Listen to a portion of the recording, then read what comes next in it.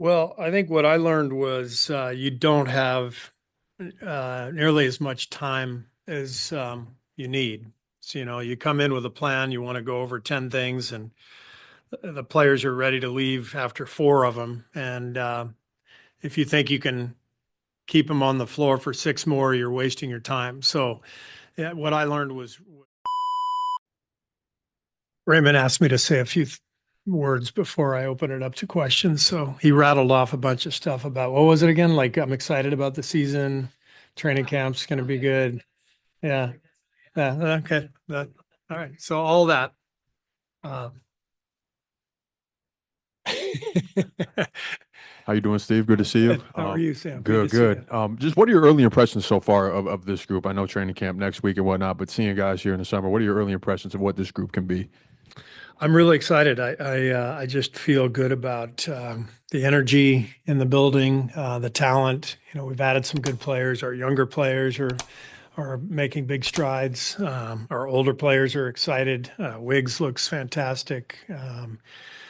Steph and Draymond are here and ready to roll, and there's a good vibe for sure. And I think what we're going to have to figure out is combinations. We've got a lot of good players, and I think you could make the argument we've got 12 or 13 guys that could all be in the rotation. So we got to figure out how to put those groups together. But I'm confident we'll be able to do so. Steve, Andrew was the first guy I was going to ask you about. I mean, you just brought up he looks fantastic. Mike was saying that he can almost sense his hunger. Where are you seeing that specifically from Andrew? Well, I mean, I've only seen him the last couple of days since he got back in town. But number one, he looks physically really fit. I think he also looks. Just speaking with him, he sounds very motivated. He's very much at peace. I think he's in a place where he knows the last couple of years have been tough for a lot of reasons, and I think he's primed to get back to where he was a couple of years ago. He's at the age where he's right in his physical prime, and we've seen him do it. He helped us win a championship. So I'm expecting a big year from Wiggs, and I think there's also a void that is left by Clay's absence that we need to fill. That's a lot of points to score, but it also means we have to rethink how we're doing things, and Wiggs will be featured for sure. He's a guy who's proven he's a 20 point a night guy, and we're gonna be relying on him heavily. Steve, just to follow up over here on Yeah. Sam's question about the depth and your answer about 12 or 13 players in the past, you've been pretty open about the fact that you felt that way about some of your prior teams, and it's been a struggle at times for you to get everybody involved, keep everybody happy, and also find the right combinations quickly enough in season to basically have the record you guys want to have. How much urgency do you put on having that ready to go much quicker than maybe it was able to be done in the last couple of years? Yeah, I think there's always extenuating circumstances. There, you've got sometimes you have the age and inexperience of players. Sometimes you have health issues. Last year, Draymond missed all of camp, which was tough for us. I just think every year is a little different, and you have to figure out your circumstances and figure out your lineups. What I like about the guys we signed, DeAnthony, Kyle, and Buddy, I think they all fit a lot of lineups. They're the kind of players that can thrive with different groups of players around them. So I think they were all really good signings and designed to help us get deeper, but also to help us be able to play more different combinations. You enter camp, how many starting spots do you feel like, are securely, I guess, known at this Yeah, point? great question. I'm leaving that kind of up in the air. I feel pretty confident I might start Steph probably, if he earns it. What I love about this camp is that we do have spots available. We got a lot of guys who have started a lot of games. Last year, Wiggs, JK, Draymond, Trace, some combination of those. BP started some games. So, DeAnthony, Kyle, these guys have all, Buddy's been a starter most of his career. So it's the easiest thing for me to do is just to tell the guys we've got starting spots available. That doesn't mean I'm going to say how many to you or to them. I think you just put it out there, compete, go play your best, and may the best man win. Mike said top 5-6 defense is like the goal, or almost like the requirement. It seems like you kind of built the roster to try to boost that level of floor. Is that, I mean, are you entering camp like wanting to be a defense first? Yeah, for sure. I mean, our transition defense fell off the map last year. A huge emphasis in camp will be to shore that up. We do have, I think, better personnel this year to become a better defensive team, barring injury and that kind of stuff. But really excited about having Gary Payton healthy. I think he's one of the most impactful defenders in the league. Kyle and DeAnthony in particular have been excellent two-way players. Trace is a year older. Draymond remains one of the best defenders in the league. So I agree with Mike. I think, traditionally we've been a top 10 defense. I just want to get back to being really good at that and knowing we can count on our ability to get stops, whatever the ranking is. Mike also mentioned transition offense that this team has not been great at. And we know it's not you've had shooters, maybe not great finishers. Can you just say, hey, we just got to finish better? How do you become a better transition offense? I think there's a mentality that we have to reach, and it's going to be a huge part of the trip to Hawaii and the next few weeks is shifting our mentality, understanding the change of possession. The first guy who moves wins. And we were often the second guy last year. We were a very reactionary transition team in both directions. And on offense, our problem was turnovers. We turn it over too often. We've got to improve our transition spacing. We'll work on all that stuff in camp. We've got to improve our decision making. Hopefully that comes with some maturity. For our younger players, but also some high IQ basketball from our newer players. And, Steph and Draymond, they've got to lead the charge on that in that regard. So as a coaching staff, we have to lay that out there, exactly what this means to improve in transition both directions. There will be a lot of drill work that goes into that. Hey, Steve, on that note, what'd you learn from coaching last year about kind of connecting with the young players and bringing them into the fold while you kind of mesh that with the vets who started this run 9 years ago? I mean, it's all part of it, right? Every roster is different. Every year is different. And so you have to embrace everybody and help them get better and, make sure everybody feels part of what you're working on. And then it's the player's job to be all in, and that's not easy in an environment, in a business where you get traded and cut and all that stuff. So we try to provide a really good environment where players know they can get better, and where they feel welcome, and where the older players welcome the younger players and help them get up to speed. So it's all part of the plan. Some years it works better than others, but as a coach, it's my job to connect with every one of these guys for sure. Steve, if all goes well, Andrew regains his form, you have reasonable health, what's a realistic expectation for this team? How good can this team be? It's a good question. It's a hard one to answer because, a year ago we won 46 games. We didn't make the playoffs. A year before we won 44. We made the conference semis. So win total, I'm not sure you can even guess what it's going to take. We do know the West is loaded. Memphis is going to be better. Houston's going to be better. San Antonio. I mean, you can go up and down the line. Oklahoma City is loaded. Denver still is, Denver. So, and there's, you can go up and down the list of the teams in the West. Everyone's going to be really good. So I think we're going to be really good. I believe in this team, and I'm excited for our prospects. But we have to go play, and it would be a disservice to our team if I said I want to win X amount of games or I want to get this far. I mean, we just got to go out and be the best team we can be. Part two, you've got a lot of new faces, obviously, and it felt like at times last year you were playing different systems or different ways to kind of fit the personnel that you had on the floor.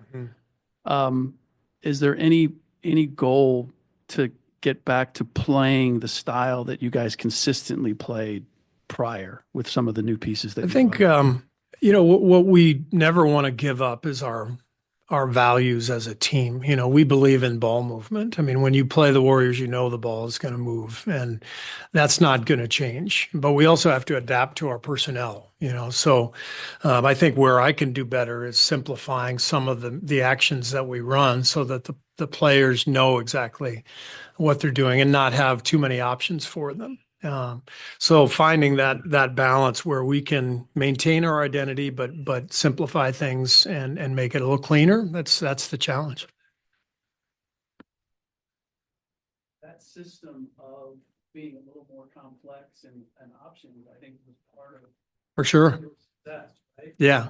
Feel like have the same success even in a simple system. Well, it's to compare the team now to the one from 6 years ago is not fair. That was one of the all-time great rosters. We were just loaded, and so we have to adapt. We have some very good players now, and but we don't have an all-time great roster like we did. So it's up to us as a staff to figure out what that means. How can we get the most out of this group, and how can we best pair the values that we have in terms of ball movement and pace with the personnel that we have. In terms of needing to find combinations and having 12, 13 guys who can play, that's kind of like, in a way, what you dealt with Team USA in some ways. Are there things that you learned or things that could be taken away from your experience in Paris that could be brought to this team? Oh, yeah. That's part of the experience with Team USA is you're around the best coaches, best players. So there's lots of little stuff, drills that we ran that I'll implement here. Thoughts from players, but the competition is so different. It's 6 weeks you're together, versus 8 months in the NBA. So it's a very different endeavor, and so some things you can't take anything from, but learn from as far as learning from some of the best coaches and players out there. There's definitely a lot to take from that. Steve, we know the season that Draymond had last year. What's the communication been like with him this offseason, and where's your guys' level of trust with him? Yeah, I just talked to him just a few minutes ago before I came up here, and it's great to see him. I didn't see much of him. I saw him in Paris briefly, but we always give Draymond a lot of space in the summer, and he's excited for the season. I thought he had a good year last year when he was on the floor, but obviously we missed him during the suspension, and so we've got to do everything we can to help Draymond have another good year, but make sure this team is on the right path for all 82 games. You mentioned Hawaii. I know this has kind of been in the works for a while. You didn't say specifically Hawaii for this specific roster, but are there different things you can do when the camp's when it's so out there? You have the beach, we have whatever. Can this be a different kind of training camp? I really want to instill grit and toughness, and nothing can define that more than Mai Tais and sunsets and luau's. So, no, I don't even know how this came up. I know it's been talked about in the past. I think the Clippers have been doing it for a while, and they asked us if we'd be interested. And I love it. I think it's a great idea. I mean, the families will come, players. We just to change the vibe from, we've done it so many years in a row here at Chase or at Oracle, and sometimes going away for camp is really valuable because you bond, you get you're isolated in the gym. You you're in a beautiful spot in Hawaii, so you're also getting to enjoy yourself with your family, with your teammates. So I'm excited. I think it's a great idea, and I think it'll be really good for us. Will I surf? Probably not. Probably not, but I'd like to. Basketball is obviously number one for Steph, but he does so much outside of the game, whether it's TV or golf or business investments. What have you seen from him and the way he balances all those demands on his time? Steph is he loves life so much. He wakes up excited. He doesn't sleep that much because I think he's so excited to wake up and face the day. And you'll notice that all of his endeavors are very creative and thoughtful, and they're right up his alley. Helping start the golf program at Howard. I don't know if there's anybody who's done something more personally connected in terms of a project than that would be for Steph, because it includes everything that he believes in, that not only the game, but the connection socially, the economic advantages that you have if you can play golf. I mean, he understands all this stuff, and then he puts it together, and then he makes it happen. It's incredible to watch. And, he does a million things because he genuinely cares, and he's connected, and he loves doing them. It's our job every March to tell him, all right, now you got to stop, and it's literally the same time every year where like, all right, no more photo shoots, no more, you got to give yourself some rest and some sleep. And he laughs and he agrees. And so he doesn't plan anything from like March on. And so he's found a way to make it work, obviously. And he's impacted so many people's lives, both on and off the court. It's pretty remarkable to watch. All right. We've got a couple of Hawaiian media folks on here since we're going there for training camp. Kyle, go ahead if you got a question. Okay, Coach. Can you hear me? Yes. Yep. Okay, thank you. Okay. Well, first of all, you lost Chris and Clay. Do you feel like, in the eyes of others, going into this season, that a lot of people will be underestimating your team? Yeah, I do think that we've been forgotten about a little bit. And it makes sense where we are. I mean, we didn't make the playoffs last year. That's how it works. But I'm excited. I think we were pretty good last year, and if you win 46, that means something. Normally, that's a 5 or 6 seed in the playoffs. So I still think we're really good. We'll miss Chris and Clay, but it also opens up an opportunity to maybe play a little bit differently. It opens up a void for other guys to fill in where they can lift their games up. And I don't see any reason why we can't improve on last year's team and have a great season. And then you roll the dice from there. You don't know what happens with the rest of the league, but if we control our team and our destiny and be the best team we can be, I think good things can happen. Anything else, Kyle, or anybody else from Hawaii have another question? Okay, Coach, you're the third longest tenured coach in the NBA. There are 8 new coaches this year. Are you kind of disappointed as a coach at how quickly your counterparts are replaced, even after a good season? I'm sorry, you said how many? You're the third longest tenured. Oh, third longest 8 tenured, new yeah. coaches.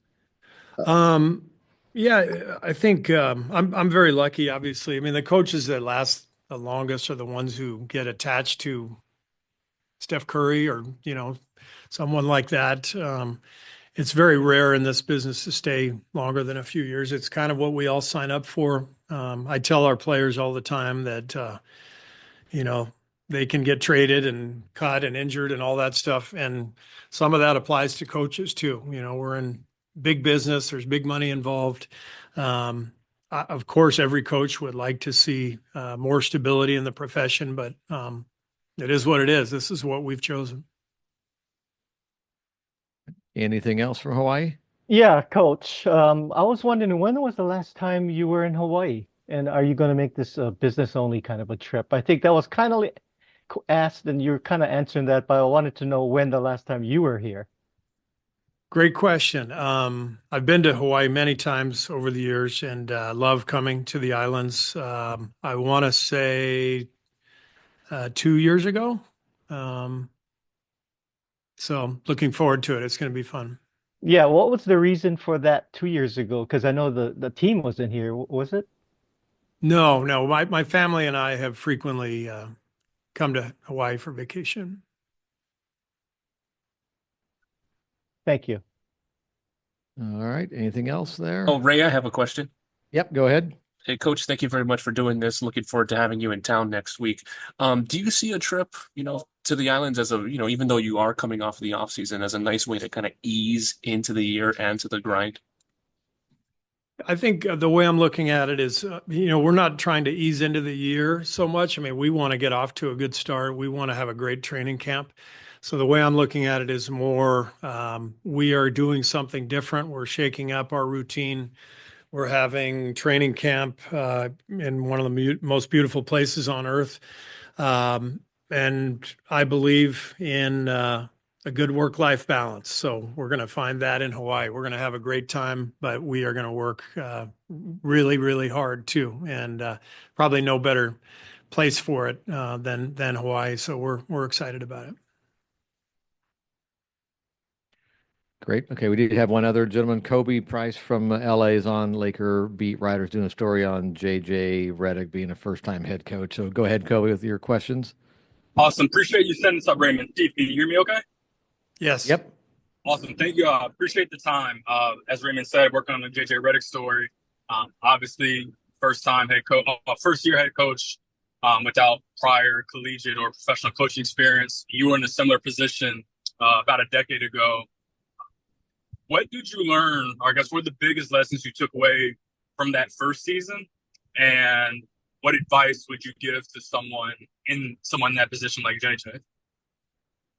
Well, I think what I learned was you don't have nearly as much time as you need. So, you come in with a plan, you want to go over 10 things, and the players are ready to leave after 4 of them. And if you think you can keep them on the floor for 6 more, you're wasting your time. So yeah, what I learned was really to try to be efficient in practice and get the most important things in and really connect with the players, just to get on the same page. I know JJ is going to do a great job. He's smart as hell. He's played in the league. He knows what all these guys go through. He's very, close with his own playing career. It's only been a couple of years, so he'll do a great job of connecting with the group, and he'll find his way in terms of planning practices and being efficient with them and all that. But yeah, he's got a lot of great qualities that a good coach needs.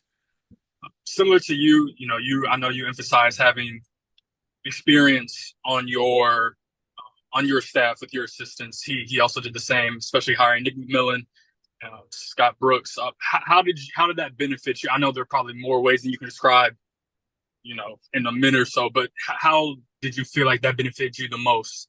Especially, your first year, your first training camp, your first couple months. Well, he can lean on those guys just like I leaned on Ron Adams and Alvin Gentry for all the little details. As a player, you just show up to practice, you do whatever the coaches say. It's a lot different when you become the coach and it's your job to plan it out. But Nate and Scott have been doing this forever. They'll help JJ with, kind of the rhythm of it all and the routine of practice. And that's the idea. You surround yourself with really smart people and learn from them and grow together. And, it sounds to me like they've got a pretty good setup there. And the last one for me, you guys also shared the broadcast experience before becoming a coach. Obviously, I know you were executive in Phoenix as well before going to coaching, but is there anything you did or you can take away from the broadcasting experience and apply it to coaching, even though obviously they're separate jobs? Well, the benefit of the broadcasting gig is that you're around all the different teams and coaches all the time. So you're seeing different styles. You're picking the brains of the coaches. I know I brought a lot of ideas that I learned from other coaches who I met through broadcasting games. So JJ is, as I said, he's a really smart guy. He's a sponge. He's been around the game at a lot of different levels, and the broadcasting level I think it's a big help. You really get a good glimpse into a lot of different teams and the way they go about their business. Really appreciate the time. Thank you. All right. Thank you. Terrific. All right. Thanks, everybody. Thanks. Appreciate that. What do the analytics tell you? What's on paper for you? And what is also just feel for this roster? Yeah, I mean, I think the biggest areas that we need to improve, I mean, we got to get back to defending at a high level. We got to be in the top 5, 6, 7 in the league in defense at least. That's really been the recipe here all along. You talk about the championship years, certainly back to 22. I think we were second in the league in defense. We got up to a good start. We defended. So I think we look at this roster, I go down the list. Everybody, I think, can guard their position. I think guys can guard multiple positions. I don't see a lot of holes defensively in one-on-one individual matchups, which is a good place to start. And then from there, I mean, Steve will probably touch on it more too, but we got to be better in transition, both ways. But really, offensively, we want to improve our offense. But one of the ways to do that is just to get out, run more. But when we do, we've got to be efficient in finishing and scoring, getting fouled, whatever it is. I mean, we've been pretty poor the last couple of years, and not only the volume we've gotten out and ran, but also how effective we've done it. So those are the two areas I think we'd like to hone in on, and I know Steve can dive into that more. Who do you see as this team's number 2 scorer?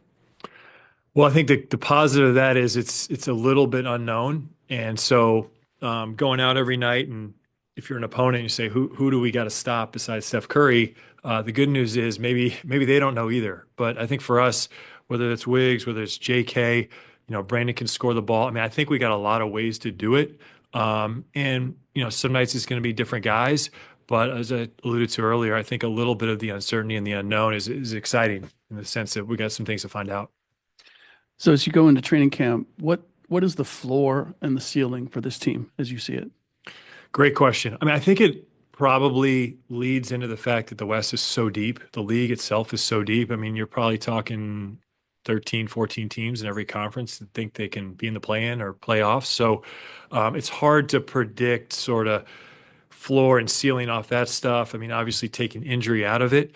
I think this team can be really good. Hard to put a number on how good we can be. Also hard to say how bad. I mean, look, in 21 we came out. I would never have thought we would have won 15 games. I know it was a lockout year, but you just don't know. Stuff happens. So it's probably a wide range of outcomes. But if things don't go well, the good news is we've got a deep team. We've got other ways to pivot, and we've got optionality.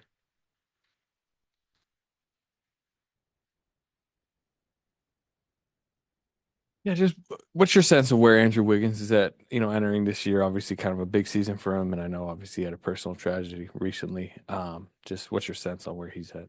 I think he's highly motivated coming off of last year. I think he'd be the first to admit didn't have his best season, and we've been in the gym all summer.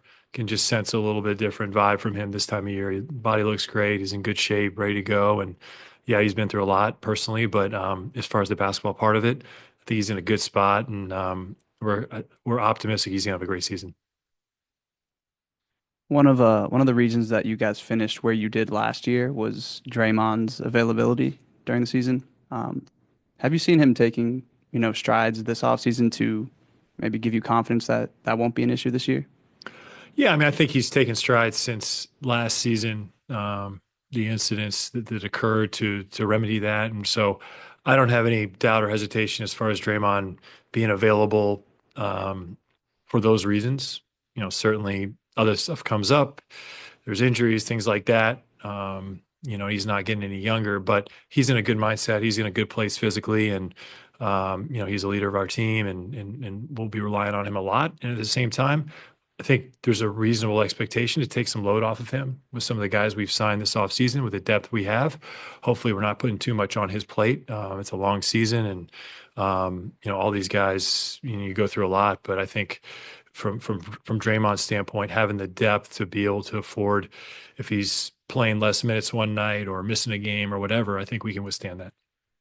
I don't think we've talked to you since Steph did sign the 1-year extension. I'm sure there's furious negotiations going on with that one. Just how comforting is it to know that he did want to go another year, that he does believe in what he's seeing? Were there conversations about that? Just where was the way that all worked?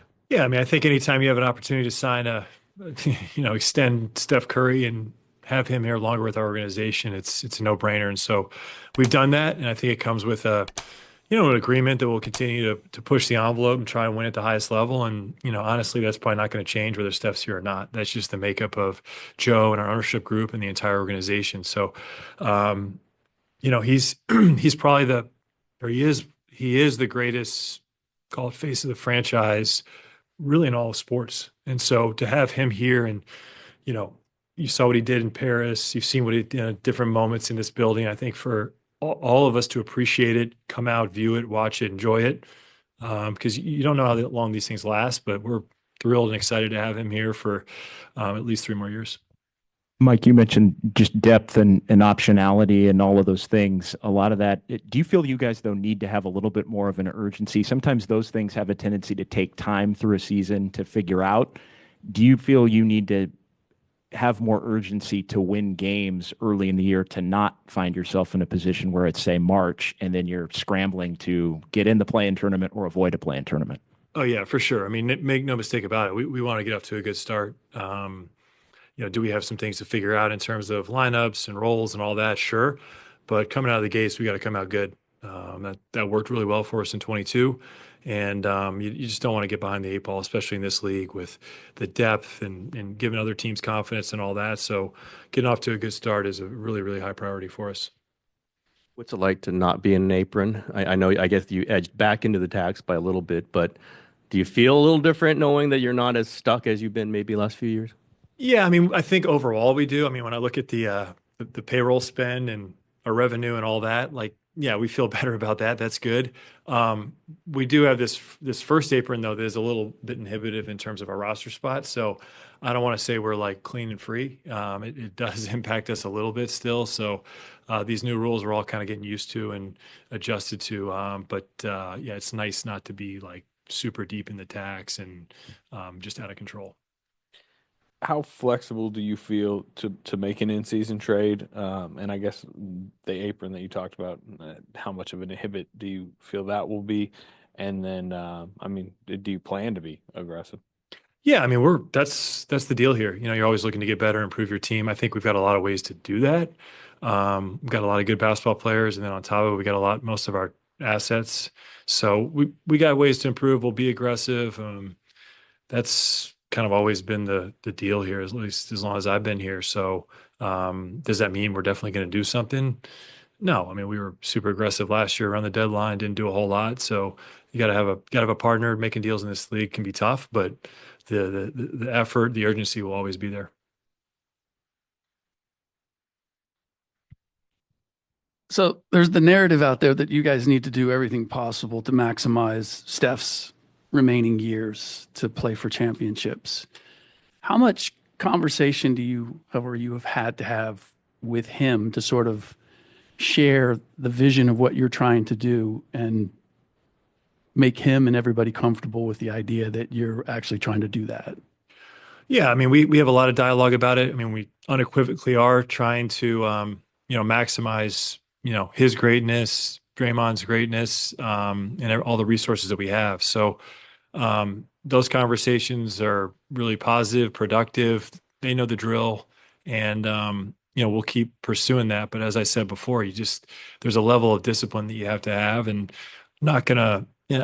There's no point in going all in to be, slightly above average. When you go all in, you got to feel like you're all in. So that's how we'll kind of judge and evaluate things, and we'll see what's there. So I guess that's the part I should have said is in with the reality of the cap and a lot of the new rules, like there's what you'd like to do and then what you're able to do in a sensible way. How much do you have to get into the details, or have you gotten into the details to explain that to Steph or anybody else who wants to know, like, exactly how hard are you going? Yeah, I don't think any of the decisions lately have been related to being inhibited by spend or cap or apron or any of that stuff. So fortunately, it's not a lot of like salary cap mechanics discussions with those guys. It's just straight up, does this player or players make us better if we're losing these players? And what does this do with our assets and all that? So they're good conversations in the sense they're mostly about basketball and improving our team. I don't have to cover too much on limitations as it relates to Joe won't spend this amount of money, because I've never heard him say that. Could you just really quick, could you walk us through the decision-making process with signing Plowden to a two-way deal and then waiving him?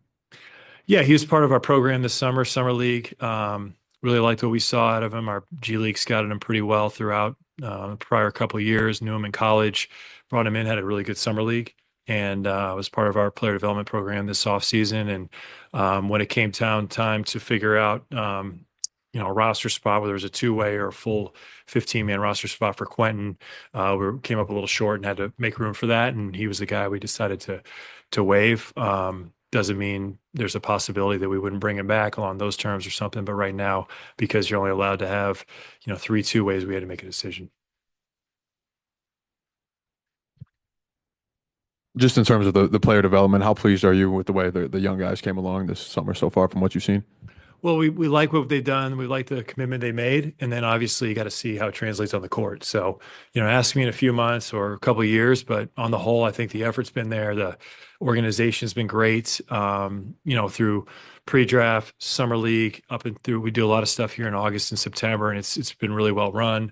Our player development crew's done a great job. And I think that's one of the main things that leads to, long-term sustainability, which is what we're looking for. But I think hopefully you'll have some young players that are going to be out there this year that have taken some big jumps and can really impact winning. Sorry, one more if that's okay. Jonathan Kuminga looks different physically, just via pictures that he's posted online. Have you seen him? Have you seen some of those gains? And how do you feel like he's coming into camp? Maybe it's the hair or that too. JK is a guy that puts a lot of time in, loves the game and really, really works at it. So no surprise to see him showing up in September, ready for camp, ready to go and all that. That's probably one of the last things you worry about with a guy like that is just his commitment to the game. I think we'll see as it plays out with our roster and our team, but his progress over the first few years of his career has been terrific. We're really pleased with that. Last year, he had a really nice jump, and if he can take another one this year, it'll be great. So we're pleased with his growth, his progress, and happy to see and excited to see what he can do this year.